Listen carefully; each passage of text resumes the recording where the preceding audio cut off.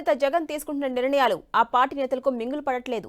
నేతల నియోజకవర్గాల మార్పులు, ఇన్ఛార్జి బాధ్యతల తొలగింపులతో పలువురు నేతలు పార్టీకి గుడ్ బై చెబుతున్నారు. రాయదుర్గం ఎమ్మెల్యే కాపు రామచంద్రారెడ్డి వైసీపీకి రాజీనామా చేస్తున్నట్టుగా ప్రకటించారు. కళ్యాణదుర్గం నుంచి టికెట్ తనకు నిరాకరించడంతో ఆయన ఈ నిర్ణయం తీసుకున్నారు. వచ్చే అసెంబ్లీ ఎన్నికల్లో ఇండిపెండెంట్ గా పోటీ చేస్తామని ప్రకటించారు. అదే కుదరకపోతే మరో పార్టీ నుంచైనా సరే పోటీ చేయబోతున్నట్టుగా ప్రకటించేశారు. రాయదుర్గం నుంచి తాను పోటీ చేస్తామని, అలాగే కళ్యాణదుర్గం నుంచి తన భార్య పోటీలో ఉంటారని తెలిపారు. ఇక సర్వేల పేరుతో తన గొంతు కోసారని జగన్ పై మండిపడ్డారు కాపు రామచంద్రారెడ్డి. తమను ఇంత మోసం చేస్తారా అని అనుకోలేదని వాపోయారు. టికెట్ ఇవ్వని పార్టీకి తన సత్తా ఏంటో చూపిస్తామంటూ ఆగ్రహాన్ని వ్యక్తం చేశారు. ఇప్పటి వరకు తాను సీఎం జగన్ మాట మేర్లేదన్న ఆయన త్వరలోనే తన భవిష్యత్తు కార్యాచరణ ప్రకటిస్తామని చెప్పారు. సీఎంను కలవడం కోసం ఉదయం నుంచి ప్రయత్నించిన అవకాశం ఇవ్వలేదని ఆవేదన వ్యక్తం చేశారు. ఇంత అవమానం తనకు ఎప్పుడూ జరగలేదని చెప్పారు.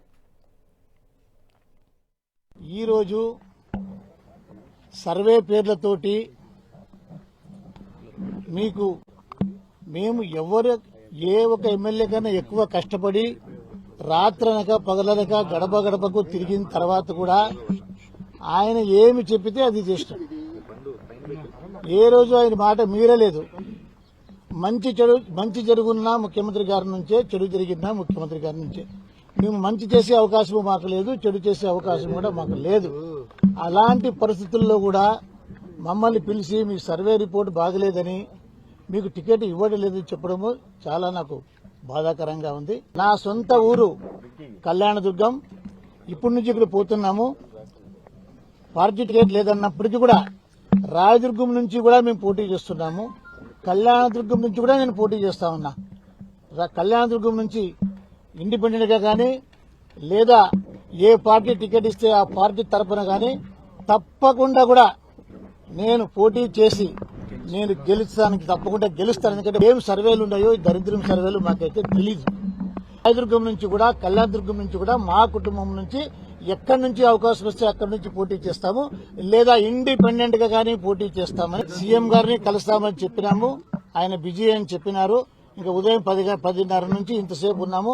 ఇంకా ఇంతకన్నా పెద్ద అవమానం మాకు అవసరం లేదు.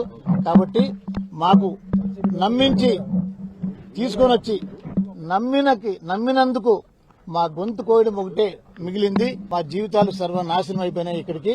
కాబట్టి ఇప్పటికైనా కూడా మేము సొంత నిర్ణయాలు తీసుకుని స్వతంత్రంగా బ్రతకాలనుకున్నాం. కానీ జగన్మోహన్ రెడ్డి గారిని మా దేవుడితో సమానంగా లెక్కేసుకుని వైఎస్ఆర్ ఫోటోని మా ఇంట్లో దేవుడి ఇంట్లో పెట్టుకున్నటువంటి మేము ఇలా గొంతు కోస్తారని ఏ రోజు ఊహించుకోలేదు.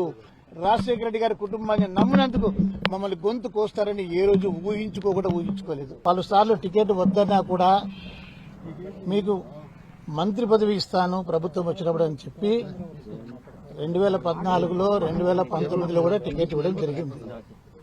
కానీ మంత్రి పదవి ఇవ్వలేదు. అయినా కూడా ఆ కుటుంబం పైన ఉన్నటువంటి గౌరవంతో ఏ రోజు ఏమీ మేము అడగలేదు.